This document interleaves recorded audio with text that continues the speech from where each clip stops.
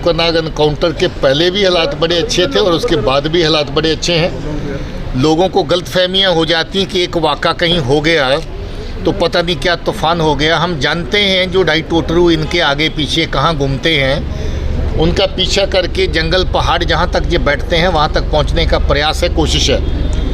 कुकरनाग भी एक ऐसा ऑपरेशन था जिसमें किसी खास दहशतगर्द के छुपे होने की उसकी हाइडआउट की तलाश थी, जिसके मुताबिक वहाँ पर गए थे।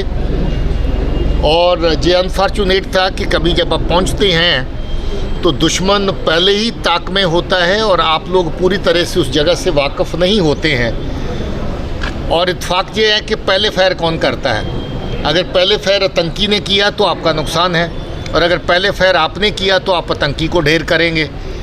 इस केस में हम अनफॉर्चुनेट थे कि पहला फायर हम लोगों को, अपने बहादुर जवानों को, बहादुर अफसरों को अपने ऊपर लेना पड़ा, जिसकी वजह से हमारे बहादुर कर्नल साहब, मेजर साहब, डिप्टी एसपी साहब और एक बहादुर जवान प्रदीप, उनकी शहादत हुई।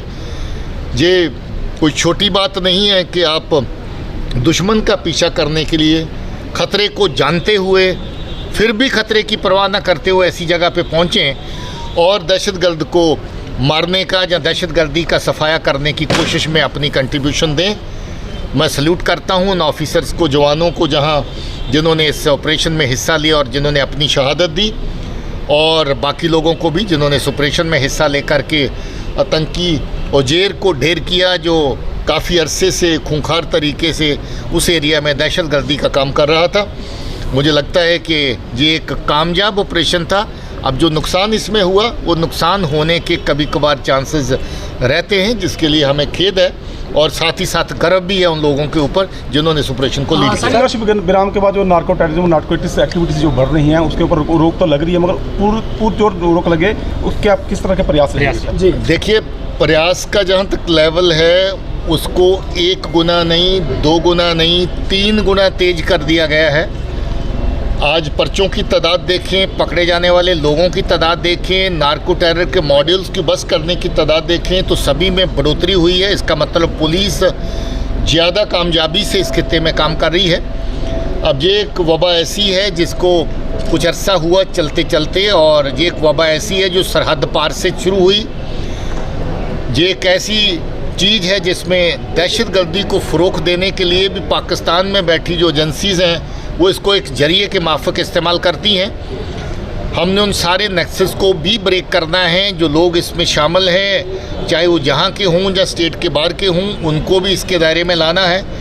हर खित्ते में इसमें बड़ी कामयाबी से काम हुआ है। बहुत अच्छे मॉड्यूल्स बस्ट किए गए नार्को टेरर के, और मुझे उम्मीद है कि इस एरिया में और जो काम हम लोग कर रहे हैं इसमें जल्दी अच्छे से हम लोग नकेल कस पाएंगे। पुंछ राजौरी में लगातार आतंकवाद दस्तक दे रहा है, कितने आतंकवादी और छिपे होने की? पुंछ राजौरी में जितना भी टेररिज्म को फ़रोग़ देने की कोशिश थी उसको बहुत हद तक नाकाम किया गया है। अभी तक 3 कामयाब एनकाउंटर जगह जगह पे हो चुके हैं। रियासी में एनकाउंटर हुआ जिसमें दहशतगर्द मारा गया, दूसरा भाग निकला अनफॉर्चुनेटली, जिसकी तलाश जारी है। राजौरी में 2 जगह पे पहले पुलिस चौकी ख्वास ने जो ऑपरेशन किया बड़ा कामयाब ऑपरेशन था। दूसरी जगह पे भागता हुआ दहशतगर्द जो जख्मी था वो मारा गया। मुझे लगता है कि वहाँ पर फोर्सेस को, पुलिस को अच्छी कामयाबी मिल रही है।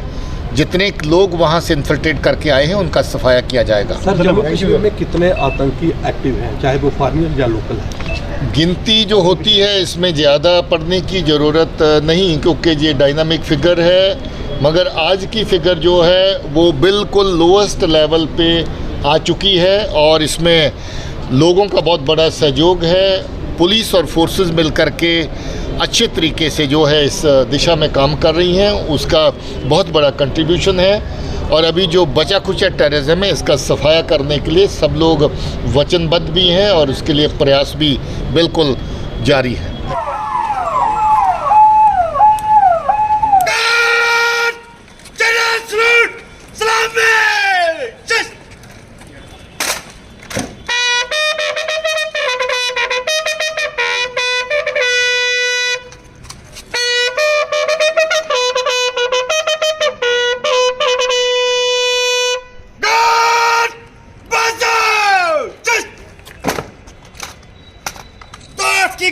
निरीक्षण के लिए हाजिर है श्रीमान।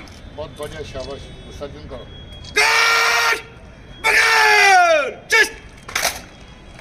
संतरी खड़ा है,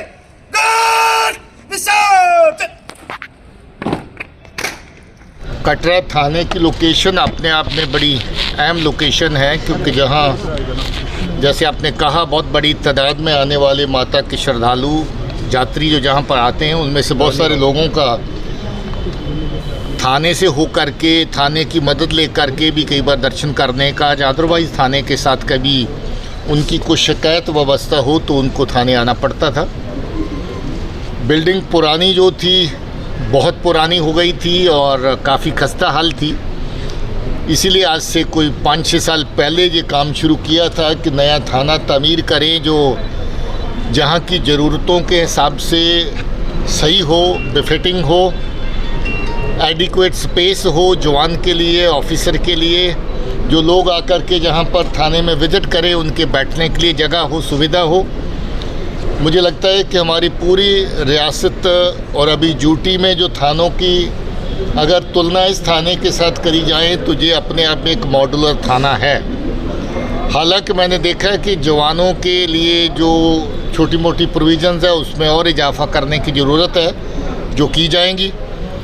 ये भी मैं समझता हूँ कि जहाँ पर कभी कभार कुछ लोगों को आकर के थोड़ी देर बैठने बिठाने की सुविधा की ज़रूरत होती है, वो सुविधा भी अभी ऐड करेंगे, अभी नहीं है। मगर कुल मिलाकर के जो कटरा का थाना अभी बना है वो बहुत ही खूबसूरत है। इसकी तामीर के लिहाज से, इसकी लेआउट के लिहाज से, इसकी ओपन एरिया के लिहाज से, और मुझे लगता है कि इस थाने को मुकम्मल करने में जितनी मेहनत पिछले 4-5 साल के अंदर लगी है, जिस स्कीम के अंदर थाना शुरू हुआ वो स्कीम ही बंद हो गई, फिर नई स्कीम के अंदर इसको डाल के ला करके मुकम्मल करना पड़ा, फिर और एडिशंस फंड्स की प्रोविज़न करके इसको इस लेवल तक लाना पड़ा। और मुझे खुशी है कि आज ये थाना पूरी तरह मुकम्मल हो गया है और पब्लिक की सेवा में इसको हमने डेडिकेट कर दिया है।